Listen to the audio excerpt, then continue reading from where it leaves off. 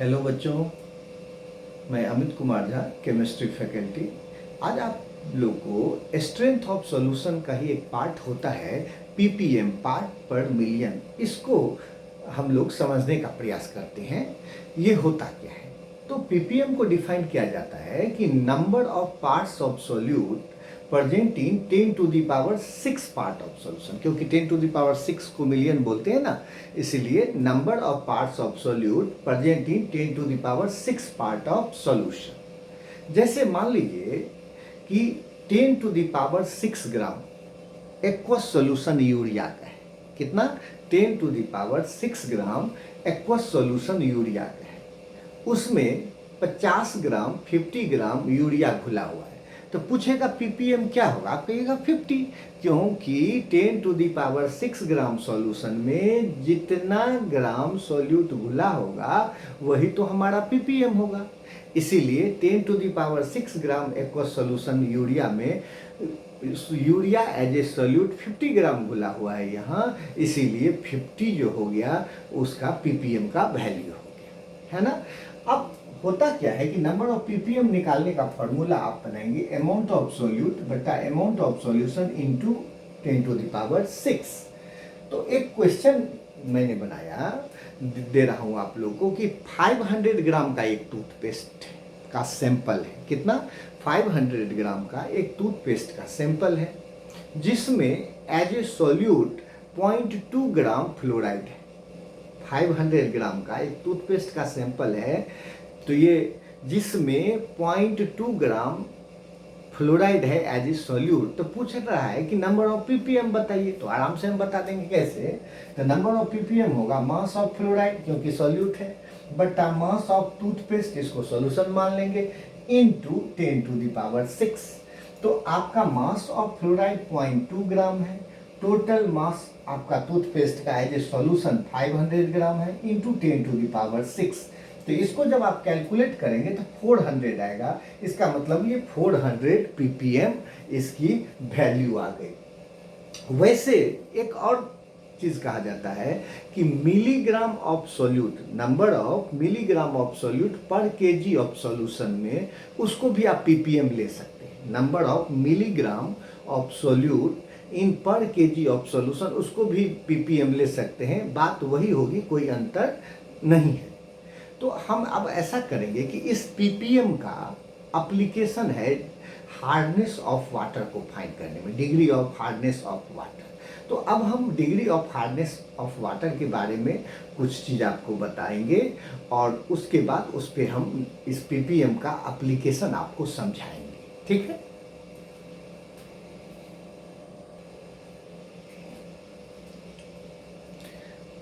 हम पीपीएम का application degree of hardness of water को फाइंड करने में करते हैं। तो आइए degree of hardness of water में कैसे करते हैं इसको समझते हैं। तो सबसे पहले हार्डनेस ऑफ वाटर होता है क्या, इसको समझिए।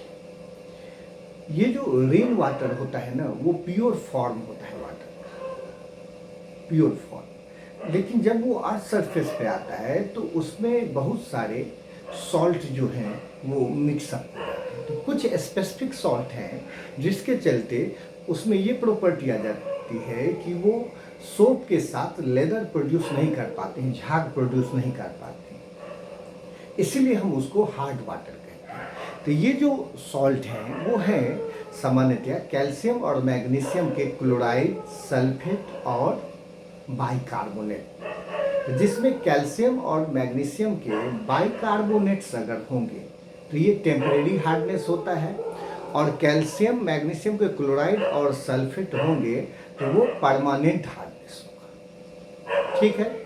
तो डिग्री ऑफ हार्डनेस फाइंड करने के लिए हम करते क्या हैं कि हमेशा कैल्शियम कार्बोनेट के टर्म में निकालेंगे। किसके टर्म में निकालेंगे? Calcium carbonate. तो इसीलिए हम कहते हैं कि number of parts of calcium carbonate और equivalent quantity of calcium magnesium salt dissolve in 10 to the power 6 part of water. इसका मतलब ये हुआ कि जो ये कैल्शियम का क्लोराइड है या मैग्नीशियम का क्लोराइड है, कैल्शियम का सल्फेट है या मैग्नीशियम का सल्फेट है, इसको आप कैल्शियम कार्बोनेट के इक्विवेलेंट में कन्वर्ट कर देंगे, ठीक है, और तब हम डिग्री ऑफ हार्डनेस को फाइंड करेंगे। तो डिग्री ऑफ हार्डनेस का फार्मूला होगा मास of calcium carbonate by mass of water total into 10⁶। तो सबसे पहले मैं आपको ये समझाना चाह रहा हूँ कि कैल्शियम कार्बोनेट इक्विवेलेंट कैसे फाइंड करते हैं। तो जरा देखिए, ये है मैग्नीशियम क्लोराइड MgCl2, इसको आपको कैल्शियम कार्बोनेट इक्विवेलेंट में चेंज करना है। यह है कैल्शियम कार्बोनेट, ध्यान दीजिए दोनों का एक एक मोल ले लीजिए। तो मैग्नीशियम का एटॉमिक वेट 24 और क्लोरीन का 35.5 इंटू 2 करिए, तो टोटल इसका मोलिकुलर वेट 95 आएगा, और कैल्शियम कार्बोनेट का मोलिकुलर वेट 100 होता है। तो मैग्नीशियम क्लोराइड का मोलिकुलर वेट जो होता है वो आपका होता है 95, कैल्शियम कार्बोनेट का होता है 100। तो 1 mole magnesium chloride 1 mole calcium carbonate के इक्विवेलेंट होगा। इसका मतलब 95 gram magnesium chloride 100 gram calcium carbonate के इक्विवेलेंट होगा। तो उसी तरह से अगर 95 मिलीग्राम होगा तो ये 100 मिलीग्राम के बराबर होगा। उसी तरह से अगर 95 मिलीग्राम ये होगा तो कितना के 100 मिलीग्राम के कैल्शियम कार्बोनेट के बराबर होगा। तो अगर 95 मिलीग्राम मैग्नीशियम क्लोराइड दे रहा है तो आप उसके बदला कैल्शियम कार्बोनेट कितना लेंगे, 100 मिलीग्राम। आइए फिर देखते हैं, ये कैल्शियम सल्फेट है, इसको कैल्शियम कार्बोनेट इक्विवेलेंट में कन्वर्ट करना है। कैसे, तो 1 मोल ये लीजिए तो 1 मोल ये सेम मोल होना चाहिए, ठीक। कैल्शियम सल्फेट का आप मोलिकुलर मास निकालिएगा ना तो 136 आएगा, तो ये 136 ग्राम हो गया 1 मोल।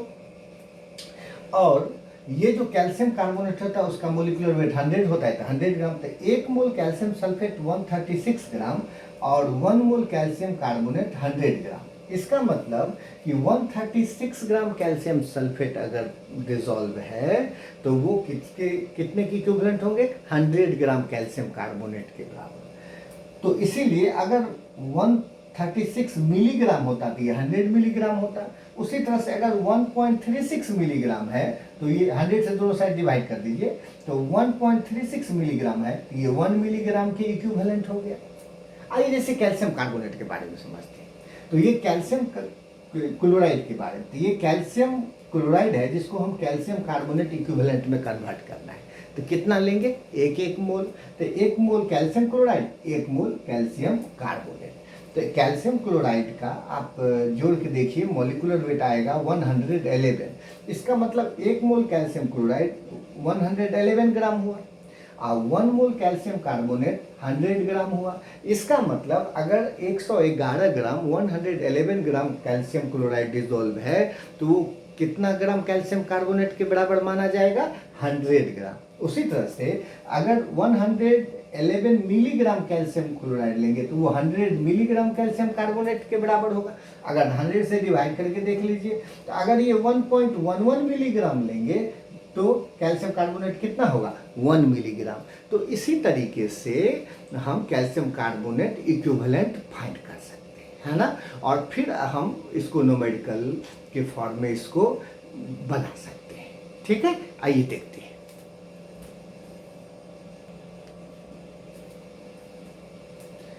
तो अपना न्यूमेरिकल है कि 1.11 मिलीग्राम कैल्शियम क्लोराइड को 1.11 मिलीग्राम कैल्शियम क्लोराइड को डिसॉल्व है 1 लीटर वाटर में। 1 लीटर वाटर में जो है 1.11 मिलीग्राम जो है वो कैल्शियम कार्बोनेट जो है, कैल्शियम क्लोराइड जो है वो डिसॉल्व है।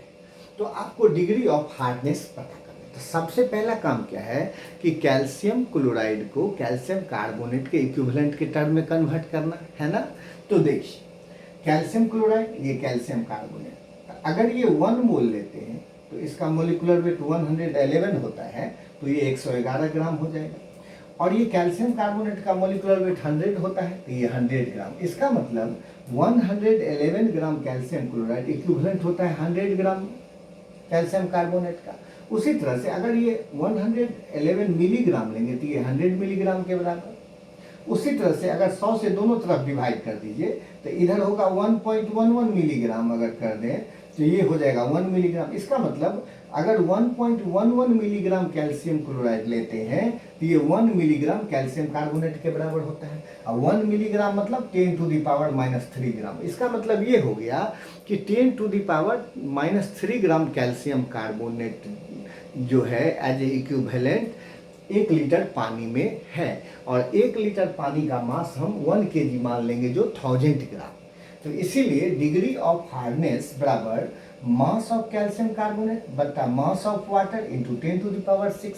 तो मास ऑफ कैल्शियम कार्बोनेट आपने 10 टू द पावर -3 ग्राम लिया है, मास ऑफ वाटर 1000 ग्राम है तो 10 टू द पावर 3 ग्राम लिख सकते हैं ना। तो 10 टू द पावर 3 इंटू 10 का पावर 6। आप इसको सिंप्लीफाई करेंगे तो 1 आएगा, इसलिए 1 ppm इसकी वैल्यू हो गई। इसी तरह से एक दूसरा न्यूमेरिकल देखते हैं।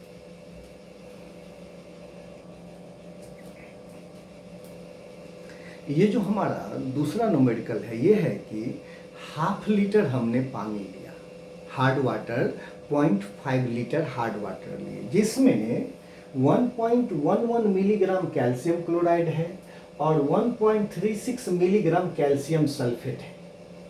तो पूछा जा रहा है कि फाइंड डिग्री ऑफ हार्डनेस। आपको डिग्री ऑफ हार्डनेस पूछा है। क्या है आपका सवाल कि 0.5 लीटर वाटर में 1.11 मिलीग्राम आपका कैल्शियम क्लोराइड घुला हुआ है और 1.36 मिलीग्राम कैल्शियम सल्फेट घुला हुआ है। तो डिग्री ऑफ हार्डनेस निकालें। तो सबसे पहली बात कि 0.5 लीटर मतलब आधा लीटर पानी 500 ml मतलब 500 ग्राम हो गया। क्यों कि पानी का डेंसिटी हम लोग 1 ग्राम पर ml लेके चलते हैं। तो इसका मतलब आधा लीटर पानी आधा केजी मतलब 500 ग्राम हो गया। तो ये तो पता चल गया। अब देखिए कि हमको सबसे पहले कैल्शियम कार्बोनेट इक्विवेलेंट फाइंड करना है ना। तो देखिए कैल्शियम क्लोराइड है, आपको कैल्शियम कार्बोनेट इक्विवेलेंट फाइंड करना है। तो 1 मोल कैल्शियम क्लोराइड लेंगे तो कैल्शियम क्लोराइड का इक्विवेलेंट जो मोलिकुलर वेट होता है वो 111 होता है, क्योंकि कैल्शियम का 40 और क्लोरीन का 35.52 है। तो 35.5 इंटू 2 71 प्लस 40 111। और कैल्शियम कार्बोनेट का मोलिकुलर वेट 100 होता है। इसका मतलब अगर 1 मोल कैल्शियम क्लोराइड लेंगे तो 111 ग्राम और 1 मोल कैल्शियम कार्बोनेट लेंगे तो 100 ग्राम। तो अगर 111 ग्राम कैल्शियम क्लोराइड बराबर होगा 100 ग्राम कैल्शियम कार्बोनेट का, तो 111 ग्राम 111 milligram calcium chloride 100 milligram calcium carbonate के बराबर होगा। अब दोनों तरफ 100 से डिवाइड कर दीजिए तो 1.11 मिलीग्राम कैल्शियम क्लोराइड बराबर हो जाएगा किसके इक्विवेलेंट 1 मिलीग्राम कैल्शियम कार्बोनेट के इक्विवेलेंट। उसी तरह से इसमें देखिए कैल्शियम सल्फेट को आपको कैल्शियम कार्बोनेट के इक्विवेलेंट में कन्वर्ट करना है। तो 1 मोल कैल्शियम सल्फेट लिए तो 1 मोल कैल्शियम कार्बोनेट होगा। 1 मोल कैल्शियम सल्फेट का जो मोलिकुलर वेट होता है वो 136 होता है। तो 1 मोल कैल्शियम सल्फेट लेंगे तो 136 ग्राम और 1 मोल कैल्शियम कार्बोनेट लेंगे तो 100 ग्राम। तो 136 ग्राम इक्विवेलेंट हो गया 100 ग्राम कैल्शियम कार्बोनेट का। अगर 136 मिलीग्राम होता तो ये 100 मिलीग्राम के बराबर हो जाता। अब 100 से दोनों तरफ डिवाइड कर दीजिए तो ये होगा 1.36 मिलीग्राम अगर लेते तो ये 1 मिलीग्राम के बराबर होगा। इसका मतलब 1.36 मिलीग्राम अगर कैल्शियम सल्फेट लेंगे तो वो 1 मिलीग्राम कैल्शियम कार्बोनेट के इक्विवेलेंट होगा। अब देखिए क्योंकि हमको डिग्री ऑफ हार्डनेस फाइंड करना है तो फार्मूला होता है mass of calcium carbonate by mass of water into 10 to the power 6। तो टोटल मास कैल्शियम कार्बोनेट का कितना हुआ। तो पहला कैल्शियम क्लोराइड इक्विवेलेंट में 1 मिलीग्राम और दूसरा यहाँ कैल्शियम सल्फेट इक्विवेलेंट में कैल्शियम कार्बोनेट का फिर 1 मिलीग्राम आया। तो टोटल 1 + 1 2 मिलीग्राम। तो मिलीग्राम को ग्राम में कन्वर्ट करेंगे तो 2 × 10 टू द पावर -3 ग्राम हुआ ना। अब मास ऑफ वाटर ½ लीटर है तो 500 ग्राम हो ही गया। तो अब अगर हम डिग्री ऑफ हार्डनेस निकालें तो मास ऑफ कैल्शियम कार्बोनेट जो कि 2 × 10 टू द पावर -3 ग्राम हुआ, मास ऑफ वाटर जो कि 500 ग्राम हुआ इंटू 10 टू द पावर 6। आप इसको सिंप्लीफाई करेंगे तो आंसर 4 आएगा। इसका मतलब 4 ppm। तो ये जो हमारा सवाल था कि 0.5 लीटर वाटर में 1.11 मिलीग्राम कैल्शियम क्लोराइड और 1.36 मिलीग्राम कैल्शियम सल्फेट है, घुला हुआ है, तो आप डिग्री ऑफ हार्डनेस बताइए। तो डिग्री ऑफ हार्डनेस 4 ppm हमारा आ गया। तो हम उम्मीद करते हैं कि आप लोग को डिग्री ऑफ हार्डनेस से रिलेटेड जो भी न्यूमेरिकल आएगा अब आप आराम से बना लेंगे। तो अगर आपको ये वीडियो अच्छा लगता है तो आप सब्सक्राइब करें, लाइक करें, और अगर आपको लगता है कि कोई ऐसा कुछ वीडियो मैं बना दूं जो आपके लिए अच्छा होगा तो आप हमें टॉपिक बताएं, हम कोशिश करेंगे कि हम बना दें। Thank you.